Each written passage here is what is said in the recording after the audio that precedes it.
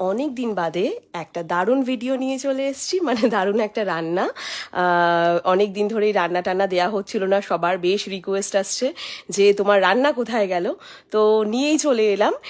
যারা মোটামুটি মাশরুম খেতে ভালোবাসো না, তারা যদি এই প্রসেসের মাশরুম রান্না করো তাহলে কিন্তু একদম আঙুল চাটতে থাকবে।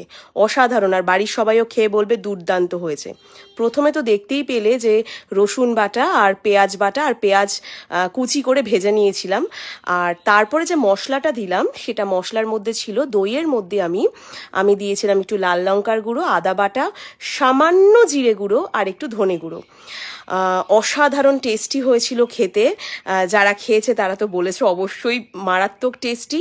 আর এটা কিন্তু পুরো রেস্টুরেন্ট স্টাইল, দারুণ খেতে। তোমরা একবার এটা ট্রাই করে দেখো, আমি বলবো তুমি নিজেও বলবে যে দারুণ খেতে হয়েছে, বাড়ির সবাই কিন্তু আঙুল চাটতেই থাকবে। তো অবশ্যই কিন্তু ট্রাই করো।